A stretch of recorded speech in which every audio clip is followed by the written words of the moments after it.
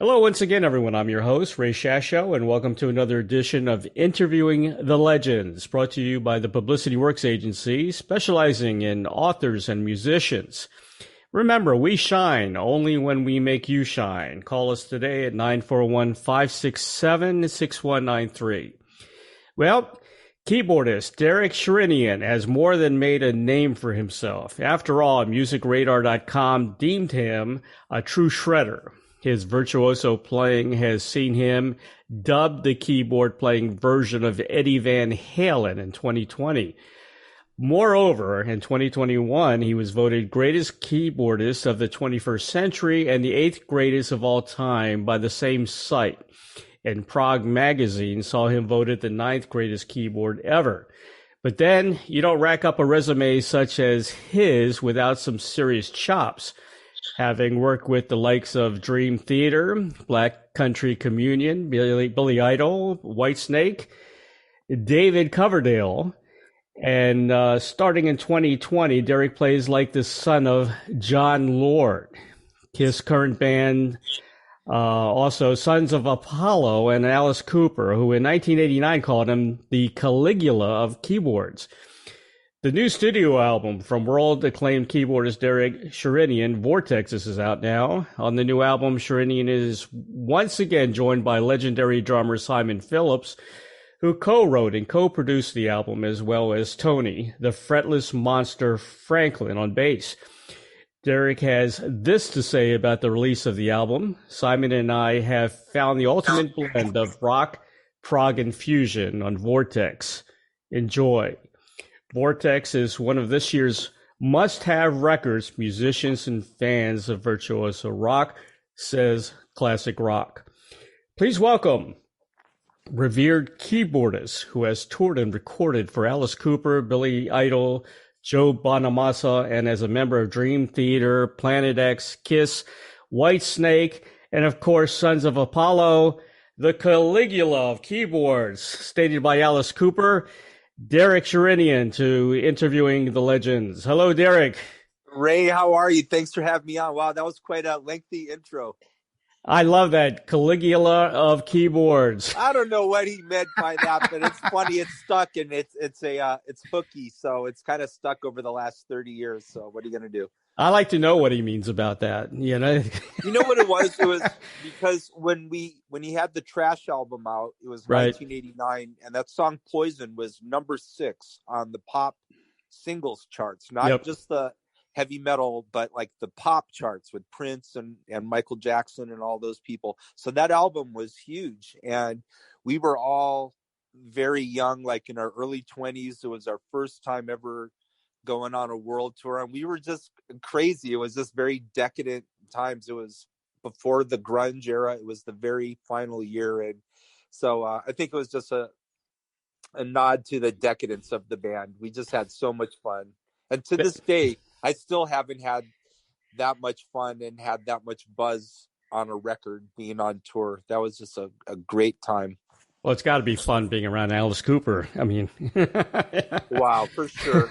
He was a great first boss to have, and there was a lot that we all learned from him being on tour. So I'm grateful for that opportunity.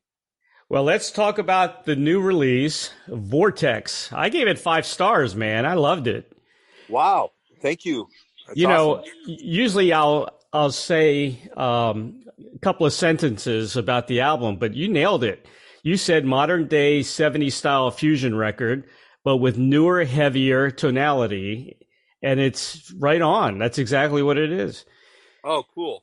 Yeah, there's a spirit in those older records, and Simon lived it. I mean, he was fortunate enough to be, he was super young when he was playing with those cats like Stanley Clarke and Jeff Beck, but he was definitely there. And, you know, that spirit is still alive in him. And I think he sees in my playing remnants of Jan Hammer. He says that my playing reminds him of Jan, just that spirit and the aggressiveness of it. So we both really love that Jeff Beck era. And so we kind of channeled that. And, you know, Stanley Clarke, all of those great artists, Chick Corea, Herbie. Herbie Hancock. Oh yeah. I'm with you on that, man. Those are all my favorite players as well. And I was fortunate to have Jan Hammer on the show. I've had one of your heroes on the show, Keith Emerson as well. Oh wow! Awesome. I've had Wakeman on the show. Yeah, all the greats. All those guys, all of those players that you just mentioned are my heroes as kids growing up. I mean, I have had all their records and learned pieces of music for all of them. I've covered all of them on albums at some point. Not Wakeman yet, but Emerson a couple times, and definitely Jan. Well, this is a kind of a follow-up to The Phoenix, which I love as well, which is another great album. You know what's cool now? We got a thing called progressive metal, which came out of nowhere and got really popular. It's everywhere now, you know. And so you're taking the styles of, say, a Jan Hammer and a Mahavishnu orchestra, and you're adding some heavy guitar that's not only coming from the guitar, it's coming from the keyboards, which is very cool. What, was that a question, or that sounded like a statement? No, that was a statement. Oh, yeah. All right. Cool. I agree. No, I agree for sure. There's a heaviness, like, even though if you listen to Vortex, a lot of the music, there's a lot of jazz overtones in the harmony. Right. But I approach it like a rock player. And it's kind of the same approach that Jeff Beck had on guitar. If you listen to his classic records, he surrounded himself with a lot of jazzier players than he was. But the juxtaposition of his rock guitar over that jazz harmony is what made it magical, because you could feel that he was stretching beyond his playing ability to get those notes, and it's just, you could feel it, and it's awesome. Yeah. And I try to take that same approach in my fusion. I'm not a straight ahead jazz player. Like I can't play one of those real book tunes from beginning to end. I mean, I can't. I just never have had to or never have wanted to. Well, the album is, I mean, you've touched on so many different genres here, and I love it. And the guitarists, man, the people you have on this album, Steve Stevens, Joe Bonamassa, Steve Lukather, Zach Wiles, I mean, you know, Bumblefoot, which is in your band Sons of Apollo, which is another great band. Man, you got a lot of things going on right now. Well, really, the main thing is all the players that you mentioned, these guys are my friends, and many of them have been on several records of mine. Like Lukather has been on 4 or 5 records. Zach has been on 6 or 7. And so over time, I just start, my Rolodex just keeps expanding. Yeah. And fortunately, these people are all willing to collaborate and play on my records. And it's very cool having the combination of different cats, sometimes on the same track, just to give things a different flavor. But the main thing is the composition between me and Simon, and all of the name players are just kind of like icing on the cake. Right. Yeah, I got to mention Michael Schenker as well, Mike Stern, Nuno Betancourt. I mean, it's incredible. It's good to have friends like this, isn't it? Well, for sure. But the thing is all of them they have these greatness qualities that really help you identify their playing. They all have very strong signature styles. Right. And that really played well into the composition, because there's a lot of variance in the styles between Simon and I. Like Keyline Blues, for instance, is more like a funk shuffle blues thing, which would be perfect for Lukather and Joe. I mean, those guys are good for that. And then on the more metal song, Zach and Schenker, you know, is a better pairing for that. So you just have to go according to the song. I got to mention the bass players as well. We don't give the bass players enough credit, and these guys are, you know, where would we be without bass players, right? Let's see, Billy Sheehan, and is it Rick on the album as well? Billy's not on this one. Billy was on the Phoenix, but on this album we have Tony Franklin, Ernest Tibbs, Rick Fierrabracci, Jimmy Johnson, and the legendary Jeff Berlin on the song Seven Seas, which was a real treat. Wow. To have him. He's been one of my favorite bass players since I was a kid, since the Bruford records, since Alan Holdsworth, Road Games. And he's just a fantastic player. Yeah, I've actually had Jeff on the show. He's a good guy. He really is. Yeah. Yeah. Well, the track listings. Okay, Vortex, that's a video. That's on YouTube as a video. That features Steve Stevens. Really cool video. Fire Horse is one of my favorites. To me, it was very Mahavishnu Jeff Beck. Killer guitar, of course. Yeah, funky bass. Funky bass. Yeah. Was this a planned, laid out song, or was this more improvised?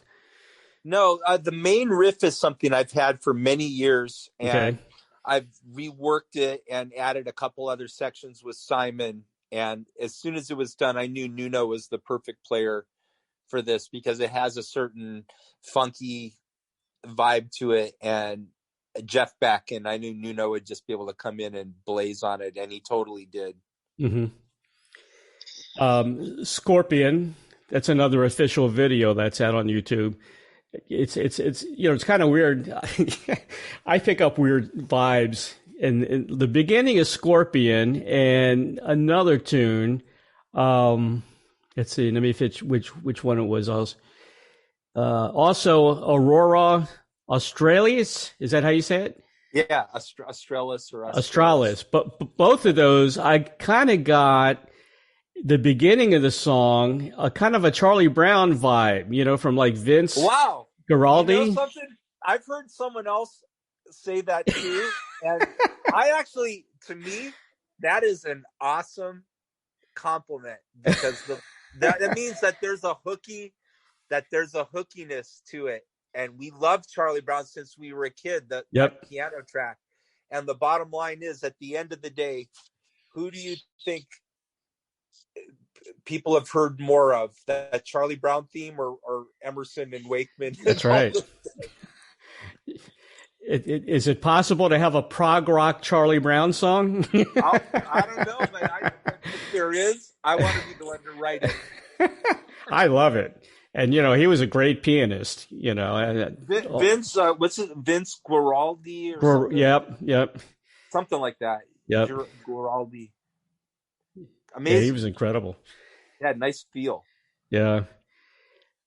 Seven Seas featuring Steve Stevens, very jazzy, great rhythm and riff on that one. I love the spacey, spooky ending at the end of that track.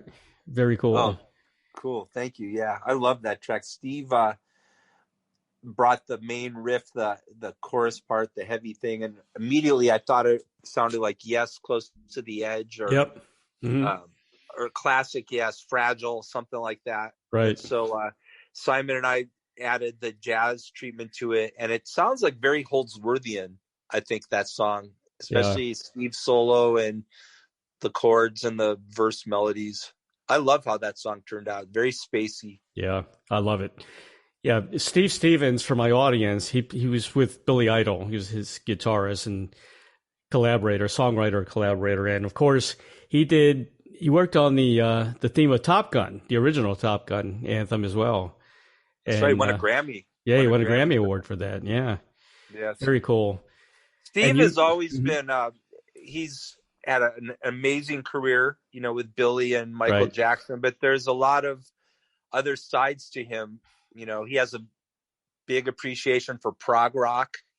Like, he loves Yes, he loves Al Di Meola, loves Holdsworth and stuff like that. And he's always been able to incorporate other genres into his rock, in his style, his playing style and his composition. So I think Steve's great. And I like I love a lot of the music that we've written. It's been 3 albums now that Steve has co-written and played on, and he's welcome to come work with us anytime. I think he's fantastic, for sure.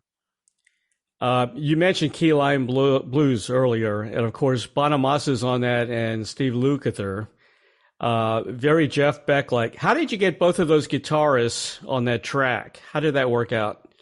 It was coincidental, but it was just a perfect storm how things worked out. Joe was in Los Angeles at the time, and Luke was also, and we just started making some phone calls, and it had been a while since Luke and Simon have seen each other, and it's been a while since Joe and Luke saw each other. So Joe kindly offered to pick Luke up and be the Uber service, and drove Luke up to Ojai, which is like about 90 minutes from LA. That's where Simon lives, and that's where we were recording most of the record. And so they came up for the day, and it was just fantastic having both of them in the studio. They no roadies or techs. They just came in with their amps. Joe had his 59 Les Paul Burst and his Dumble amp, and Luke brought in his guitar, and it was fantastic just watching both of them. I took some iPhone footage and have posted it, and they just sound great. It's like a big Jeff Beck love fest. You know, that's history making, because today it's rare to have anybody in a studio anymore. And, you know, everything's like emailed, you know, MP3s, MP4s, you know, that kind of thing. No, it is. And even a lot of, like Michael Schenker, unfortunately, he lives in the UK, and this was like in the middle of COVID. So it was impossible. Even if I wanted to hop on a plane, you know, you can't. So you have to work within the your limitations. But, you know, in the case of Luke and Joe, they were able to come up, and we were all in the same room. That was great. And then on Zach Wild on Die Cobra, I went up to Zach's studio and recorded him up there. So that was cool too. Was that a sitar opening on Die Cobra? It was. Yes. It's a man named Ashwin Batish from my hometown of Santa Cruz, California. And he's a sitar master. He's also appeared on Sons of Apollo, God of the Sun intro where there's sitar. So he's my go-to sitar guy. Very cool. Yeah. Yeah. Nomad's Land, which features Mike Stern. Mike worked with Blood, Sweat, and Tears. Billy Cobham, who is I've known for a long time now. He's been a guest of the show many, many times. Good guy. And he also played with Miles Davis. I love the bass on this track. And if I'm not mistaken, you seem to shine big time on this one. Is that right? Well, thank you for saying so. It was very challenging for me because it's the jazziest song on the record. That's what Simon wrote that. That's a soul composition of his. And it was a great opportunity to bring Mike Stern in. I've been a fan since I was going to Berkeley. He was playing with Jaco Pastorius at the time, and they played at our school, the Word of Mouth tour.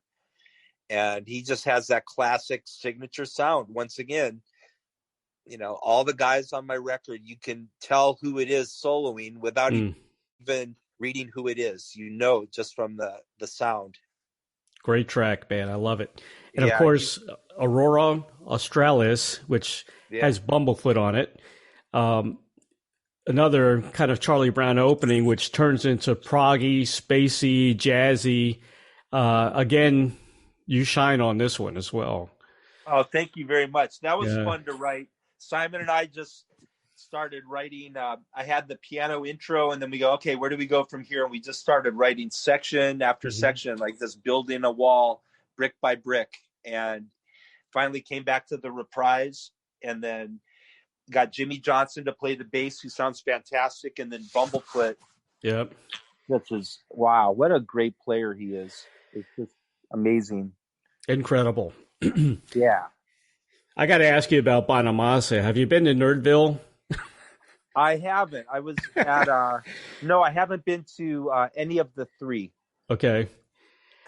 I watched the video on Nerdville, you know, on his museum with the collection he has of amplifiers and all kinds of items. It's incredible, man. No, it really is. And he's an animal on tour. It's like he does amazing shows, but during the day, he and his guy, they go on what's called guitar safaris, and they have a map. They have it all planned out for whatever city they're in. They'll go to the pawn shops or Very private cool. dealers, Yeah. and they're just looking for deals, and he's so savvy with the guitars. Like he knows a vintage guitar. He can just look at it, once over, and he'll know the worth, and he'll know what he can flip it for, Wow. He's just very savvy that way, and it's just an awesome. That is the best investment you can get today is buying old guitars. Not for everybody, but for him it is, because he has the provenance. If he buys it and he owns it for a while, and there's pictures of him playing it on stage, then all of a sudden a $20,000 guitar now is worth $25,000. Yeah. So you should do that with the keyboards. No, it's different. No. Well, there's always going to be a certain provenance to, like, there's going to be a fan that may have liked a certain record that I played on that would buy a keyboard for more than it's worth. That just goes for anybody. Yeah. Go on Wikipedia for Keith Emerson. I've got the interview I did with him. There's a section on Wikipedia that talks about, I don't know if you remember the California Jam when Emerson, Lake and Palmer headlined. Oh yeah. But the piano that flipped and was in circles, me and Keith talk about that and how that came to be, and it's very interesting on how that all happened. That's kind of like a precursor to Tommy Lee's drum set a little bit, isn't it? Yeah, it is. Yeah. Very, very cool how the process of getting the piano and learning how to flip it around like he did. It's pretty neat. He was the best rock showman ever. I mean, even to this date, there's been nobody that lit it up like Keith, showmanship wise. Absolutely amazing. I was fortunate enough to do some shows with him when I was in Dream Theater. We opened up for Deep Purple and Emerson, Lake and Palmer. And I remember one of my memories was all the keyboard risers were set up backstage. And so my riser was in the middle, and to the left, I see Jon Lord's rig. And then to the right was Emerson's rig. Yeah, and I just had a feeling of going, this is fucking amazing. Man. Look at this. That's unbelievable. You should have gotten a picture. That was a while ago too. That was like 98. Yeah. So that was a while ago. Wow. Cool. Yeah. Jon Lord was one of my favorites. So the early keyboardists, I felt sorry for them because they were always way off to the side of the stage, like Jon Lord was in the beginning, in the early Deep Purple. You kind of hardly saw him, and keyboardists need to be moved more center so you can see you guys. Yeah. Well, first of all, you have to, it's a challenging thing, but you have to be playing something interesting to deserve to be seen. I think. So fair enough. Well, you are. Well, yeah, you just gotta make sure that you're, contributing to the sound. Guys like Jon, just amazing, like how much he contributed. Imagine Deep Purple without Jon Lord. It would be a totally different sounding band. Oh, definitely. They were all keyboards. They're all about the keyboards. Well, not all about it, but the way he fit in with Blackmore was just awesome. And it created a sound greater than just the guitar or just the keyboard alone. The synergy of both of those instruments, it bloomed in a magical way. Right. Gave Deep Purple a total unique sound. Awesome. Yeah. Well, they copied a little bit of the Vanilla Fudge sound. They admitted that. Yeah. Yeah. So did Zeppelin too. That's right. Yeah. Good old Mark Stein. Nobody mentions Mark too much, but he was an excellent keyboard player. Great good singer. Player. I'm very good friends with Carmine Appice for many 30 years plus, and I play on a lot of tracks for Carmine, and I think he's wonderful and a great legend. Well, I've had Carmine on a bunch of times, and Vinny. Good guys, man. They're really good guys. Love those guys. For sure. Okay, Mortimer. That's me. Buddy Miles. Wow. One of your first guys that you worked with, huh? Amazing. Buddy Miles was to this date the most soulful and the best musician. And you've seen who I've played with. Mm-hmm. The list is long and Yep. wide. And if it comes down to it, as far as mightiness, a force to be reckoned with, as far as soulfulness, musicality, right, Buddy Miles wins to this date. Well, I got to tell you, man, the best cover I've ever heard of Them Changes was you guys with Bonamassa. Oh, wow. Oh my God. You guys nailed that. Oh, thank you so much. We used to play that song on tour with Buddy. That was the encore. And yeah, to be able to play that song again and honor Buddy was just killer. You know, Bonamassa really surprised me with his voice. I mean, it sounded a lot like Buddy's voice. Yeah. Joe's great. He's very soulful cat, man. Vocal on his voice and his guitar playing. It's a great understanding and love for that music. Everybody needs to go on YouTube to check out the cover of Them Changes with Derek, Simon on drums, which he has an incredible drum set, by the way, and Bonamassa on guitar, and he sings. But it's fantastic, man. No words. It's great. Just great, yeah, man. We had fun. Great time.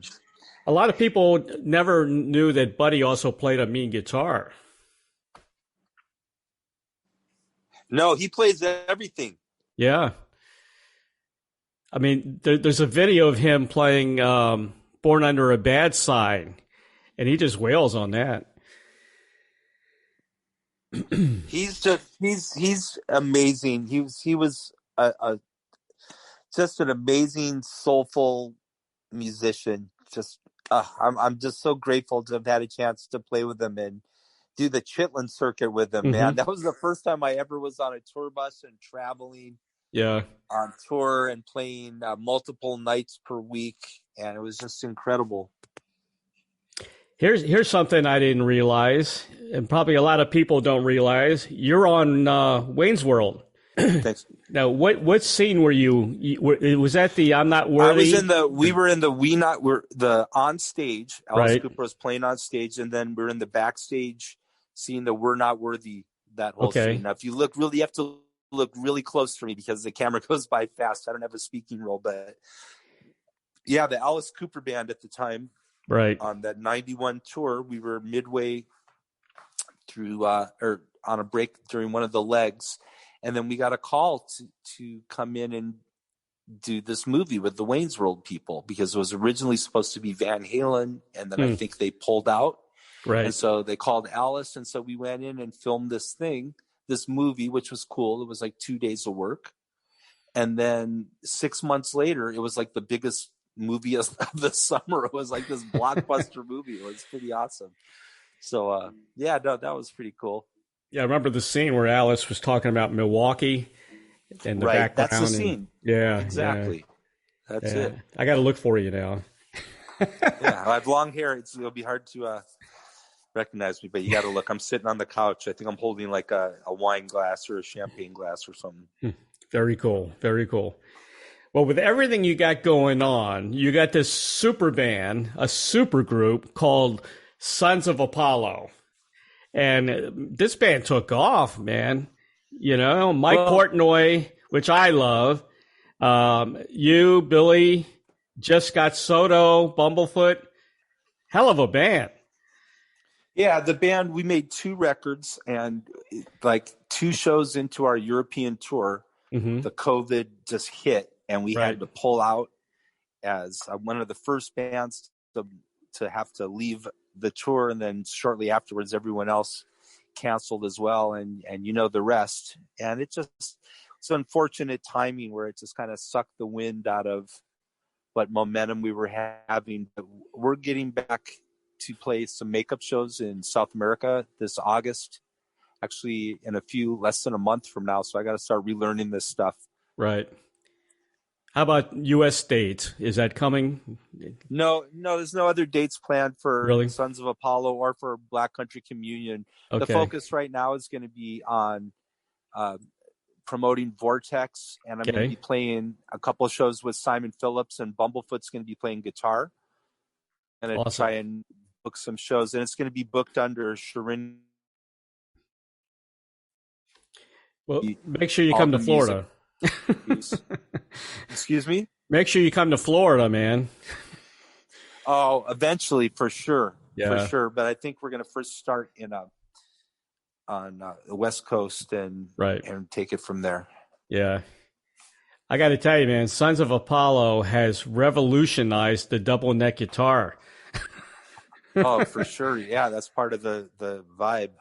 Yeah, very cool. For sure. I think one of my favorite songs from the band is Alive. I think that one got me hooked. I mean, which has, like 1.4 million views on YouTube. And you just got some great tunes. And you did Comfortably Numb with, what is it, the Plovdiv Psychotic Symphony? Is that how you pronounce it? Or? Plovdiv Orchestra. Right. Plovdiv Orchestra. Yeah, no, that was really cool to do. There's like this old Roman amphitheater outside, and it was just amazing having the orchestra and playing those songs. It was really cool. It's kind of like how Pink Floyd did it, Yeah, totally. Yeah. Very cool. You guys nailed that as well. Oh, cool. Thank you. Yeah. Some other of my favorite songs, Lost in Oblivion, Goodbye Divinity. I mean, there's no doubt about it, man. The group is incredible. It really is. Cool. Those records are good for sure. Yeah. Well, you're going to need to go and play at a Greek amphitheater now. Yeah. I mean, Sons of Apollo, you got to. No, I know. For sure. And put that on video. For sure. One of these days at the Acropolis or something. Yeah, that would be cool. Yeah. So what's next, man? You talked about a little bit of the touring, about Sons of Apollo going to be in Europe. The next thing is going to be, my next solo album is going to be Piano Trio with Simon. Okay. And so I'm really it's going to be a lot more Charlie Brown music for you. So you'll be happy. It's going to be a whole album of it, man. And let's hope that it's as big as Charlie Brown. I love it. I'm really digging playing piano and stripping everything down and keeping it real. And it's forcing me to really practice a lot and get my hands strong, because there's a lot of competition out there on piano. There's some amazing, serious players. And so I have my work cut out for me to do a whole record and keep it interesting. So that's what's next for me. How about a Charlie Brown Prog Christmas album? I'll tell you what, bro, you give me a big enough advance and I'll do it. I'll make it badass for you. I love it, man. If I had the money, I'd give it to you. All right. Just for you to do it. One guy I had on the show recently, Neil Morris, who I have a lot of respect for Neil. He's another great player out there. Mm-hmm. Yeah. I just want to mention real quick, Planet X, which is another great band. Any plans to do anything with Planet X, or is that done? Funny you should ask. Virgil and I have been talking, and the first project on the plate is we're going to release a 4-CD anthology. Okay. Out before, so it'll be ready for Christmas, and it'll be all 4 of our past releases, which have been out of print for a long time now, for over 10 years. And people are going, where can I get this? It's not even on Spotify. So we're going to reissue that. And so that's the first thing on the plate. And then we're going to take it from there. Incredible. There's one song that you guys did. I think it's on Universe. You had Dickie Smothers Jr. on that. Where did that come from? Well, I always felt like my short time when I was in Dream Theater and exposed to progressive rock music, that I felt that a lot of the